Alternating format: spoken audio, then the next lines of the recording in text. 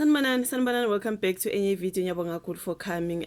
Please kindly subscribe, like the video, share the video. Ngithi subscribe mangaba awuka subscribe because subscribe ka one when it comes to a channel. Kodwa ku like ama videos, please kindly like wonke ama videos ofika kuona. Please consider liking, kuyasiza kakhulu ukuthi sikhule siyi channel. Thank you so much for 10,000 subscribers. Ngiyabonga kakhulu thando ne support. So kule video sikhulumeni ngodaba endibona ke lu trend laphana oluhlanganisa ke uBhuti uMthandeni SK Manqele ke nobaba Ayanda Msweli osebenza ke okhosini ubaba ke odume ngebhakede something like that. Ibhakede elulusizo kakhulu emphakathini.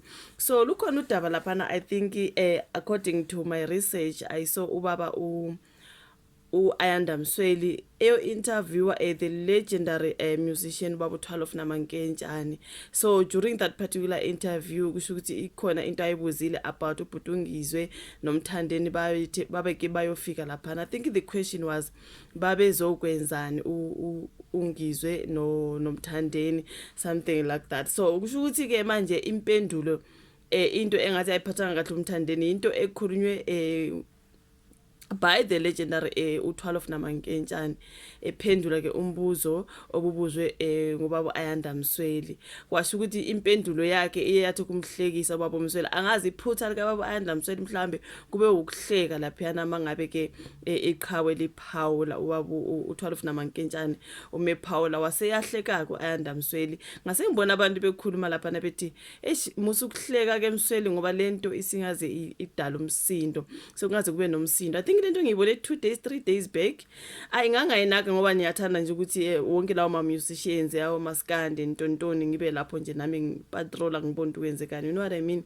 So iyona into engangiyibona labantu bethi lento phela singazisusa umsindo ukuthi uMsweli uyahleka mangabe ke u12 ekhuluma ngomthandeni, right? Mhlawumbe into yade isho yamhlekisa uMsweli. Kwasho ukuthi manje mina ngazi ukuthi manje uBhuti uMthandeni yena sekakwatele uAyanda Msweli maybe for laughing, angazi ngoba phela impendulo beyiphuma ku12 Namankentshane. Kodwa ke bakhona abathi ayiona umbuzo kaAyanda Msweli why ubethi babezokwenzani babezothina uNgizwe. I do not know, kuningi nje lapha ithi ngeke kulama publications abhale ngesizulu, right?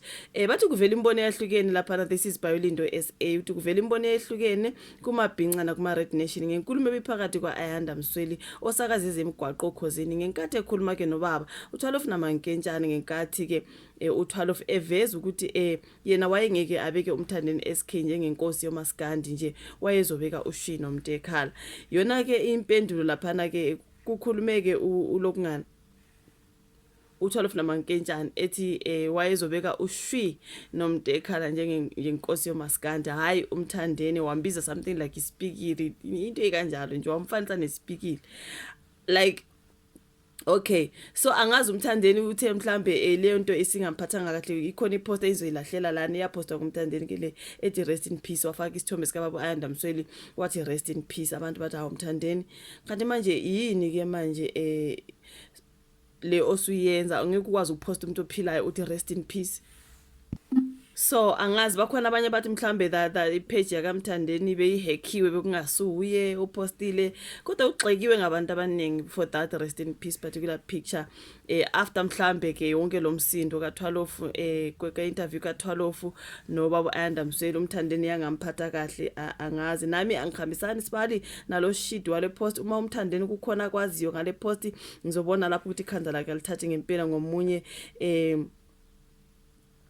it is bone okay ngama comments under that particular post ukhona othe kodwa naye lo baba limxaka ngani ibhakede lakhe azengene intweni. Okay, angikafuna ukufika kakhulu endabeni yebhakede, ngisafuna ukuthi sikhulume ngesisusa sendaba kukhulunywe ngokuthi ke why ehlekile. Iphutha lakhe angazi ukuhleka because I didn't hear him say anything mean to uMthandeni. Ubuze nje umbuzo wathi u12 mayiphendula kwasho ukuthi uyahleka ke.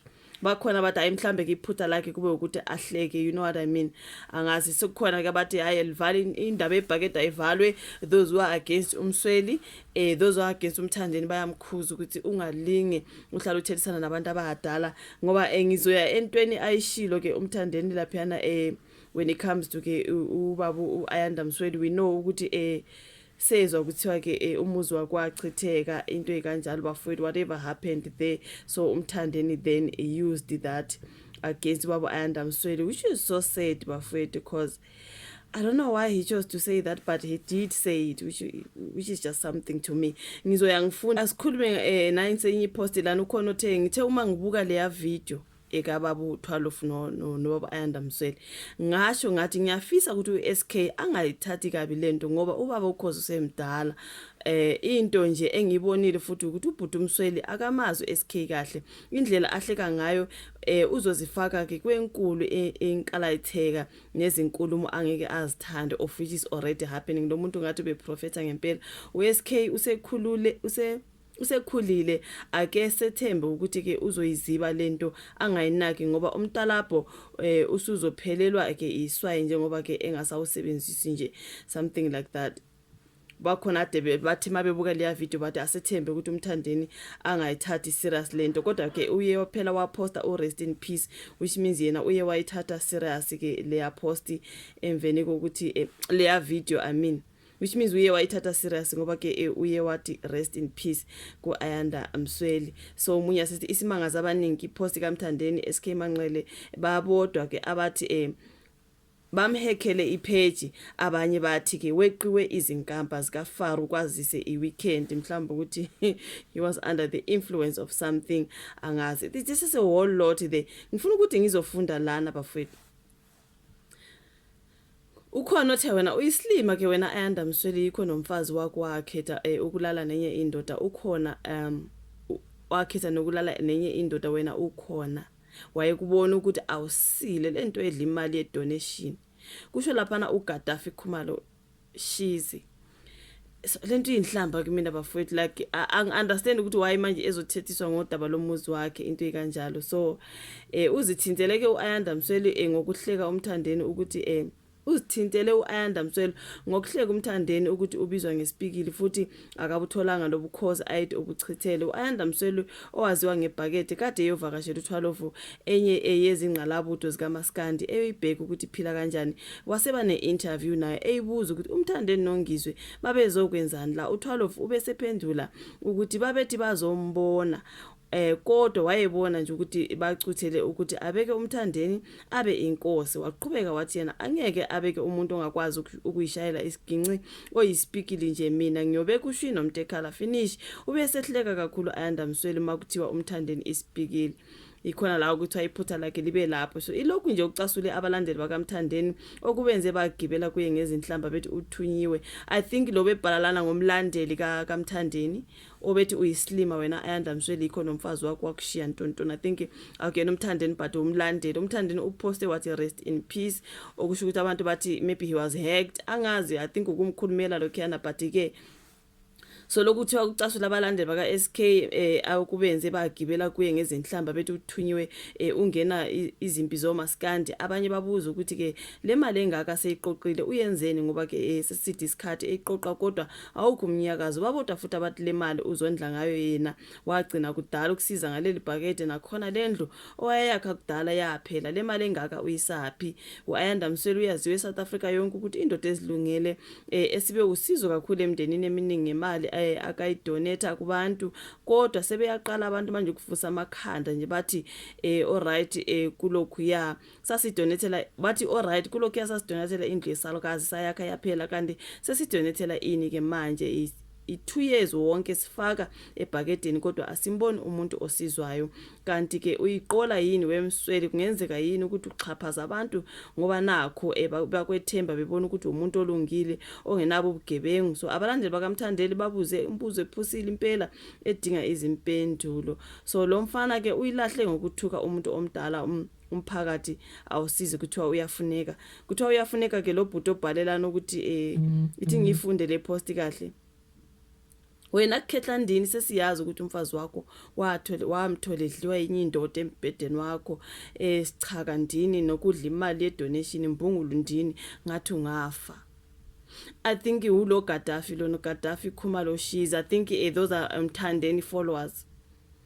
bathethisa umuntu omdala bafowethu babo Ayanda Msweli okuyinto wrong bafowethu. But anyway mina angizange ngimzwe esho into embi. I think mhlawumbe ukuhleka kwakhe njengoba eshilo lo yamunye ukuthi kusho ukuthi iphutha lakhe kube ukuhleka mangabo 12 ethi efanisa umthandeni nesipikili waseyahleka. Angiye kancane kuma comments laphana ukuthi isiphukuphuku esingafundisiwe ekhaya sibona ngokuthuka abantu abadala baningi abantu begxeka ke laphana ke abantu abathuka ubaba Ayanda Msweli uthi bayathukana bafuze iqhawe labo lithuka abalandeli ukhona uthi hayi kusho ukuthi ibhakede selizohlala li empty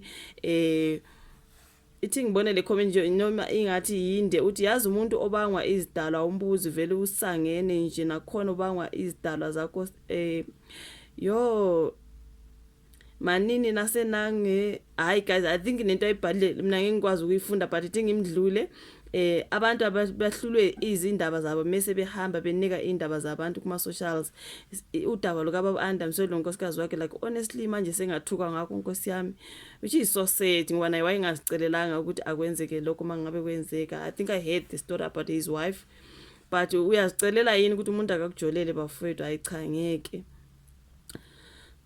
So ukhona othelana baba Msweli usathiswa ngokufa ngoba ke ehlelekile ngoba phela inkulumo la mengifunda iphuma ku12 namankentshana ukuthi ngeke abe umuntu ongakwazi ukushaya isiginci namanje manje ke ngokuhle nje sungaze esongelwe yini engabhekisi kubaba u12 lento ayisho kubaba uMsweli okwenzeka mhlambe khona lapho banyathelana khona ke makhona manje sesithola uthuba lokumsongela yasenza ke indaba yesiginci. I also believe ukuthi lo muntu othuka ubaba Ayanda Msweli bekumele yena athuke ubaba u12 namankentshana which means usabile ukuthuka ubaba u12 namankentshana wabona ngcono athuke lo behleka ngoba akashongo lutho ubaba Ayanda Msweli ubuza umbuzo uthe masekuphenduliwe waseyena uyahleka right because behleka leyo impendulo. So iphutha la kube ukuhleka kodwa umuntu phela owekhuluma ubaba u12 namankentshana. So manje why inhlamba siqonda ku Ayanda Msweli I just don't get. Maybe because he was the interviewer it's just a whole lot. Mhlambe sothi kwenze enye video ngoba ngithandile video kangaka so 12 minutes is too long. Sizobuye ke esikhuluma ngalolu daba lokaMthandeni nobaba Ayanda Msweli. uMthandeni uthi rest in peace. Abantu bayamgxeka ukuthi what do you mean bakhona kodwa bathi mhlambe uhackiwe yakulona page lakhe. Mina ngithi bayamkhulumela I think he did. So yeah it's just a whole lot there bafowethu. Poor Ayanda Msweli sungaze uthethiswa ukuthi umuzi wakho wachitheka kanjani into ekanjani nakhona uthethisela just to interview someone kungawena akusuye othe uMthandeni awufanise uMthandeni nesipikile ubaba u12. So besaba ukuthuka umuntu omdala loya babona kungcono bathethise loya uAyanda Msweli which is so sad. But angazi ke ushuvo la ka comment section sizobonana kwezayo ngoba ngithandile isinde kakhulu. Thank you so much.